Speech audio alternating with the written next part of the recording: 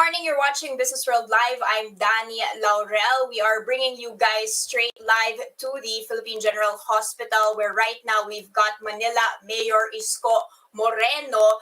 Right now speaking, of course, today, March 1st, is a very big day. The Philippines is getting its first vaccine shipment and is beginning to start the rollout. This is happening right now. It has actually been happening, or at least the vaccination has not yet started, but a lot of people are starting to speak since 9 a.m. This is happening simultaneously. I mentioned we are showing the PGH right now. Expected attendees over there is, of course, Vaccine Czar Secretary Carlito Galvez. We've also got Presidential Spokesperson Harry Roque, FDA Deputy Governor Rolando Enrique Domingo, MMDA Chair Benhur Abalos, and of course Manila Mayor Isko Moreno, and the DOH-ARD Maria Paz Corrales. This is happening simultaneously with the Lung Center of the Philippines, where Health Secretary Duque will be there, joined by Quezon City Mayor Joy Belmonte.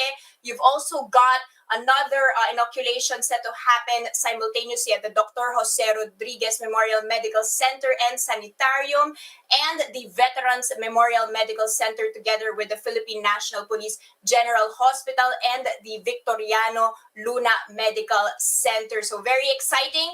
We will, of course, be waiting for that very first shot, and we'll be streaming that live. So keep an eye out for that. Meanwhile, let's go straight to our top story. Inflation is likely to have hit a 26-month high in February. That's on the back of soaring prices of food and fuel products. A Business World poll of 16 economists yielded a median estimate of 4.8%. This is higher than the annual target of 2 to 4% set by the Bangko Sentral. Now, this estimate is also near the upper end of the BSP's target of 4.3 to 5.1% for February. And if realized, this February reading will be the quickest since December 2018, when inflation was at 5.1%. The inflation in January this year quickened to 4.2%. BSP Governor Ben Diokno said the upward price pressure last month was due to a continued uptick in global crude oil prices and elevated fish prices. Analysts believe a quicker rise in consumer price index was expected in February. That's due to higher meat, fish, as well as transport and pump prices. The government had earlier imposed a 60-day price ceiling on pork products to counter the soaring prices caused by the African swine fever. Inflation data will be released on March 5th.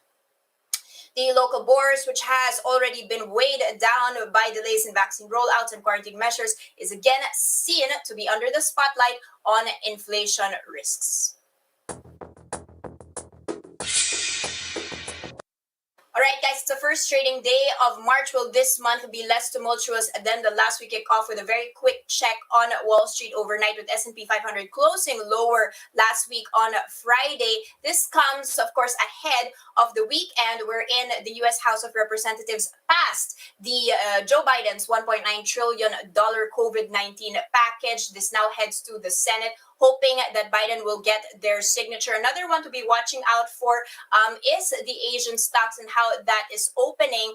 You can see a bit of a mixed picture there. This comes, of course, after China's manufacturing PMI came to a 9-month low in February. But of course, that is due to the fact that factories were shut down during the 1-week holiday for the Chinese New Year. Plus, there were virus restrictions. This is traditionally a very active month in China. And because of those restrictions, that dampened what was usually a very busy travel season. But we also have got our own PMI index to be watching out for. Let's see how that fared in February. Manufacturing PMI was unchanged from the month of January. That's at 52.5. This is the second month of an expansion, even as the output fell versus January. So again, staying constant. Any read above 50 signals an expansion for the economy. Now let's take a quick peek at our index and how that is opening. Of course, all eyes are on that vaccination drive that is officially underway at the moment. We're also watching out for that, waiting for that very first shot to be happening. Right now, vaccines are here. 600,000 Sinovac COVID-19 vaccine doses came in on Sunday. That's enough to inoculate 300,000 people. This, according to President Rodrigo Duterte. He's calling on the public to set aside the fears regarding this vaccine. Now, recall that there is some issues still on contention in that the local FDA has said that it's against the use for healthcare workers, citing lower efficacy. But the health department said Friday that its own experts declared the vaccine beneficial, and they leave it to the health workers to actually check that. So you can actually see that in the inset, you can see what is happening right now. They're starting, we believe, to be giving the first shot. We're going to be checking out whether we can get the names of these specific people. These are said to be frontliners who have voluntarily agreed. This is, of course, live from the PGH, but as we mentioned earlier, is happening throughout at least 5 other hospitals. You can see here what looks to me an elderly person in a red shirt going on and taking that first shot. Let's see how this goes. You've also got, of course, a lot of people, including what I believe to be, Mayor Isko Moreno is there observing this together with spokesperson Harry Roque. They are, of course, in full face shields and in masks, watching a healthcare worker, either a doctor or a nurse, administer this very first vaccine shot. Recall that, just to mention that there's also going to be 525,600 doses of AstraZeneca through the COVAX facility, but that has been postponed. Okay, this is happening right now. It seems to be okay. I think it's happened. All right, there you go. You can see a round of applause. Officially, the Philippines has joined the ranks of those who have now been given the first COVID-19 shot, and we will go on and be watching this stream, hopefully, of course, in tandem with the markets, which you can see right now as well on my terminal, seems to be cheering that on. At least we are now back to 6,800 levels. Compared to last week, which of course saw a very, very volatile week amid all of those delays that were being seen for the vaccines. We nevertheless have recovered there. Let's take a quick peek at which ones are the leaders and laggards this morning. A lot are looking at travel companies this morning, and especially retailers.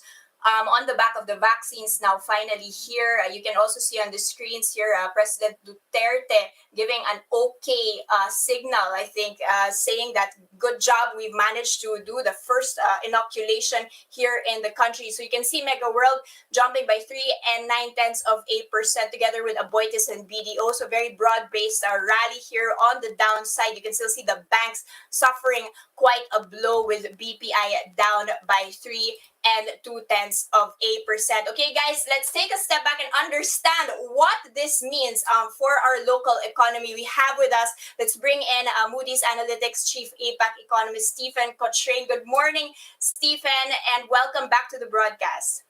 Good morning. Okay, Stephen, very, very exciting, at least for us. But tell us, after this first shot and all the excitement has wavered today, are you optimistic? Do you think this is going to be the beginning of a quick recovery, quicker than expected recovery, or do we still have to be remaining cautious here? This is very exciting. I can tell you, I got my first shot a week ago, and it lifted my heart when I got it. So, I can see the excitement in your face, and I can understand it. This is incredibly important for the Philippines. There's a number of factors that will be driving economic recovery. The pace of COVID, the fiscal monetary policy, export trade, and the vaccines. And for the Philippines, the vaccines are extremely important because the country's had such a hard time in controlling the pandemic. The number of new cases has come down, but it's still high, and actually it's come up over the last week or two. So this is incredibly important. Other countries in Asia, particularly in ASEAN, that have controlled COVID, have had a better ability to control it, have been actually, kind of slow in terms of deciding on which vaccine to use. There wasn't quite the imperative to get it going because they'd already controlled COVID, but the Philippines really needs to do this. So this is a very important first step. It's not going to happen overnight, though, that there's going to be economic recovery for a couple of reasons. One is, of course, the Philippines has to get the vaccine spread out all around the country. And every single country that has begun the rollout has run into issues of logistics and transportation and just how to get it out in a very efficient way. And every country learns along the way how to do it. So I would expect some roadblocks in the beginning, some further delays until the system is put into place. And then I think things will go smoothly, but I think it's just important to expect that in the beginning there can be issues. And then, of course, it will take, even with that, it will take a while to get to some point which is often called herd immunity, where one can expect that the COVID is controlled. And actually, it could be into next year before we reach that point for the Philippines and for a number of the countries around Southeast Asia, which means that the international travel and tourism and so forth is still going to be a while to pick up. Perhaps retail trade in the beginning will be the first to recover because there should be some opening up soon, although countries have to be very, very careful, even now, in terms of opening up widely the quarantines or the movement orders, simply because of the uncertainty, one of, again, the rollout on the vaccines and the new variations of vaccine, which could creep into the country and cause some trouble as well. Stephen, how soon is soon? I mean, President Duterte has mentioned that once this vaccine rollout has begun, which is today, he wants to put at least Metro Manila under MGCQ. This was something that was already on the radar and just got delayed. Are we ready for that? Historically, and when you've looked at other countries, after they've rolled out their vaccination program, how long does it take for the economy to start reopening again?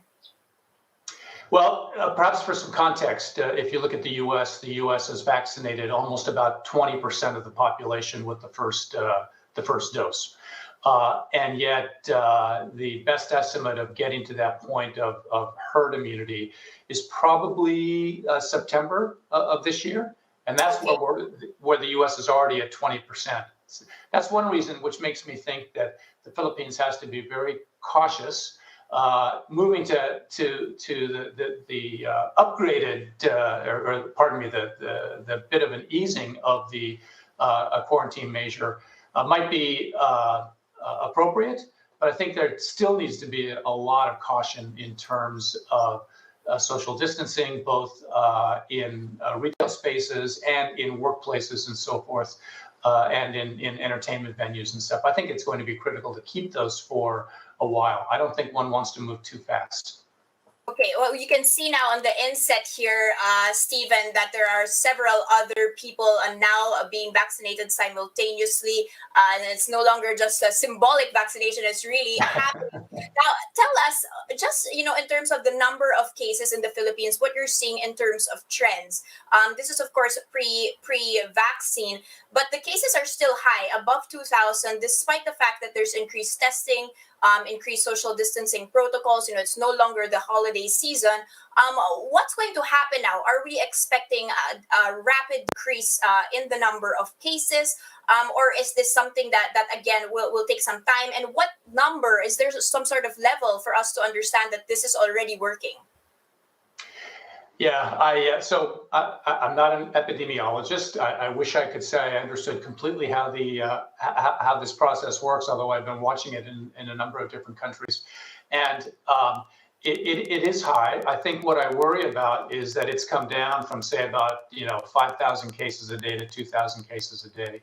But there hasn't been a consistent control. It's up and down, and as I mentioned before, last couple of weeks it's been up again, which tells me that there are some lapses in terms of the quarantine. Somehow this is still getting around, and the vaccination initially, frankly, I don't think is going to do much in the first couple of weeks, only because it takes so much time to get the vaccine out to a sufficient number of people. So from 2,000, if it gets down to 1,000, that's better. I think if it got below 1,000 a day, I think that would be more consistent with what we're seeing in other countries in Southeast Asia. It might be a little bit better signal that control is getting better with the virus. Okay, so Stephen, just for our audience here to understand, the first person to receive the COVID-19 vaccine from Sinovac is, of course, the PGH director, Gap Legaspi. So paving the way here, of course, he is the director of PGH, and he was the first to show the world, or at least the Philippines, that he was open to receiving this vaccine from China. Stephen, back to the economy here. Is the reopening plus the vaccine enough for a rebound for you without additional fiscal stimulus? This is what NEDA Acting Secretary Carl Kendrick Chua has been saying. Yeah, it takes a number of factors. It's not just going to be the vaccine. It's not just going to be manufacturing or trade that gets the economy going. Frankly, I think it needs to be a number of factors. To be honest, I think some additional fiscal stimulus would be appropriate to make sure that small businesses or businesses that are really hit hard by the impact of COVID-19, particularly travel, tourism, transportation, and such, still get some help. I think we've seen that there are countries within Asia that are providing additional fiscal stimulus this year. Singapore, Malaysia, Japan, to name a few, have rolled out additional stimulus. And in fact, they are in, I think, less difficult of a situation than the Philippines in terms of having a better control of COVID and getting the vaccine out of it earlier. So there are a lot of things going positively for the Philippines. One, of course, is the vaccine. Two, that international trade looks better. You talked about the PMI being above 50 for the Philippines. That's a very, very positive factor for the economy. And COVID, the number of COVID cases is down from peak, but isn't down where it ought to be. So, frankly, I think one needs to use all available weapons, so to speak, to make sure that the economy really gains traction this year, and other indicators begin to improve in terms of unemployment, in terms of credit conditions and such. Okay, so you do believe that we do still need some fiscal stimulus here. Now let's talk about monetary policy and also this inflation expectation. It's of course coming out on March 5th. That's likely to hit a 26-month high on February. Can the economy afford this? How much longer do you see this inflation elevated compared to the target? And will the BSP have to, react to this instead of continuing on that easing path? Yeah, I'm not so sure the BSP has a lot of space right now to ease further on interest rates. I do think there's a chance that this high inflation may be only temporary. If you look at core inflation, you strip out food and you strip out fuel, and the core inflation rate, at least in January, was at 3.4%. Fuel prices are likely to continue rising ever so slowly, simply as the global economy picks up speed and demand for energy and other commodities picks up. Food is going to be volatile. We've seen pork prices rise. They surged a lot last month in January, which makes me think it actually maybe the read for February might not be quite so bad. And then, indeed, if pork supplies can be if supplies can be added through imports temporarily, that can help bring pork prices down. That certainly was the case in China when China faced a similar problem with rising pork prices due to the disease that decimated so much of the herd in China. Okay, so no need necessarily to react by raising rates, so to speak, if you believe that the inflation is just going to be temporary. I do want to pick up, before we go back to the vaccine story, a little bit of a tangent here. Banks still not lending, so the banks had actually lent less money in the fourth quarter. This is from Business World's quarterly banking report. To what extent, does this vaccine have a direct effect on that sort of consumer confidence to actually not just borrow money for consumers, but for banks to start lending to the economy? Certainly, the vaccines will help in terms of consumer confidence and business confidence. We've seen around the world that particularly even when the vaccines first started proving that they were effective back in November, that business confidence around the world began to pick up pretty quickly. But it is a little different when banks actually have to move on that and actually begin to make loans. So much of the difficulty with making loans right now is that credit history or business performance over the last year is so unusual, and it makes it that much more difficult for banks to evaluate loan applications. That slows the process down no matter what. And so the banks do have a difficult time in terms of understanding a loan quality and where they want to lend and where they want to be cautious. So I think it's understandable. And hopefully, again, as the economy picks up and businesses can prove that they're on a recovery period, that they can take that to banks and help support a loan application. Okay, so it's one wheel that needs to turn before all the other wheels get start turning.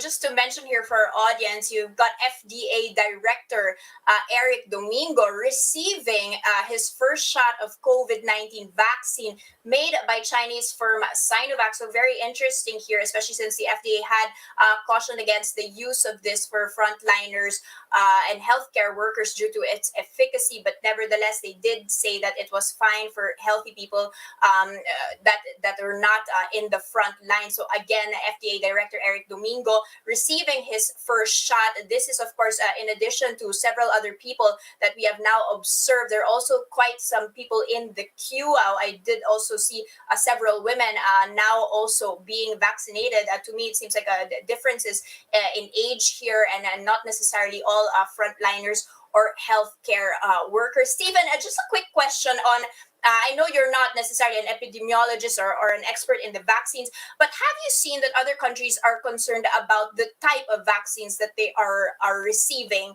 And there has been concern here on the Philippines, particularly about Sinovac and its efficacy on healthcare workers and frontliners. Do you think that this is just a little fine print or something that the government needs to be watching closely? We've seen elsewhere where there have been some questions about efficacy that there has been some reluctance to get the vaccine, particularly in Europe. So I think that can be a factor that can slow the process of spreading the vaccine across the population. I think public service announcements and such discussing the importance of getting the vaccine, even if it's Sinovac, if it's a 80-85% efficacy on the annual flu vaccines many of us have taken in the past have had a lower efficacy than that. Of course, this is a little more important. It's a life-threatening disease. But speed is of the essence here. And I think that's the message that has to get out, is that if we are actually going to attain the so-called herd immunity quicker rather than later, it's important that as many people get a vaccine as soon as possible. Okay, Stephen, I just want to mention here for our audience, presidential spokesperson Harry Roque has now also received the COVID-19 vaccine. Is about to be getting it. Here you go. He's sitting down. I'm waiting. I think encoding details into a laptop. His barong sleeve is still down, so we're waiting on that. But he will be next to be receiving it, or at least it seems to be the case, given the fact that he's sitting there. Stephen, while we're watching spokesperson Harry Roque get his first COVID-19 shot, maybe you can share a little bit, I know it's very personal, about your own vaccination experience here. What made you decide to get a vaccine, and what's the level of confidence in vaccines that you're seeing right now worldwide or even in the Philippines? Oh, well, for me, I am in an age group that is vulnerable. So I was, of course, very interested in getting the vaccine as soon as possible. Here, I'm based in Singapore, and there was a way to register one's interest in getting a vaccine online. And I did that, and then there was silence. And then a week ago on Friday, I got a text message saying, you can set up an appointment, go to this website. I set it up, and 2 days later, I was in getting my first shot. And I'll tell you that evening when I got that text message saying I could sign up for an appointment, I really did. I just felt my whole outlook elevated. Right. Because of course I'm concerned about my health, and I would like to be able to travel again. And of course, none of that's possible without the vaccine. So this is like, this is not a sufficient step, but it's a necessary step. And I think that's the way to think about it. And the fact that I was able to cross that line on that one necessary step was progress. And for me, it was a wonderful feeling.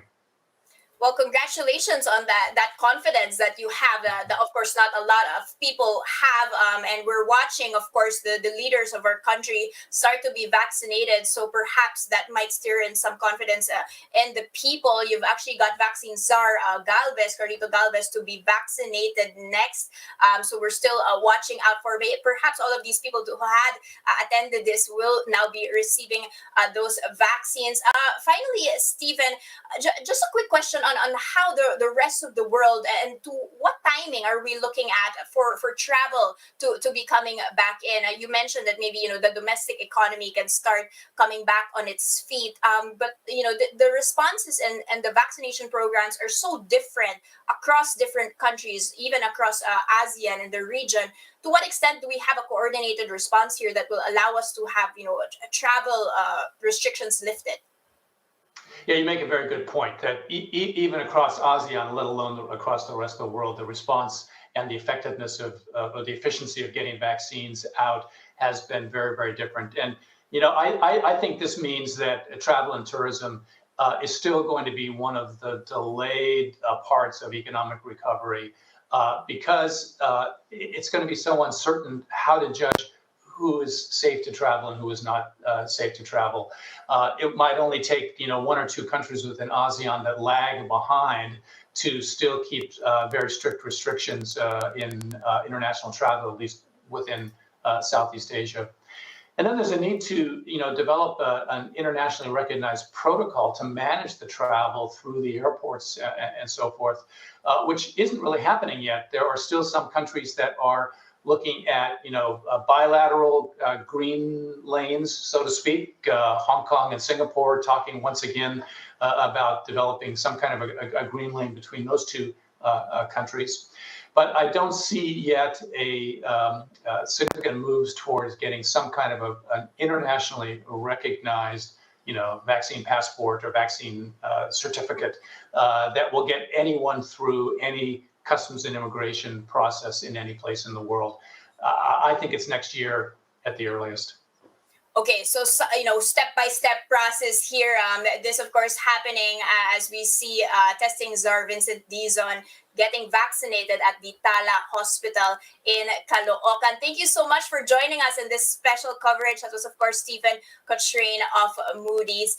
Guys, this is a first look into the business day. Today is Monday, March 1st, 2021. We also have a market close later at 3:15 p.m. today. But in the meanwhile, we will throw you, of course, to One News Now, which is rolling coverage across different hospitals in Metro Manila, where the Sinovac COVID-19 first 600,000 or first part of the 600,000 doses are starting to inoculate the public. Stay with us.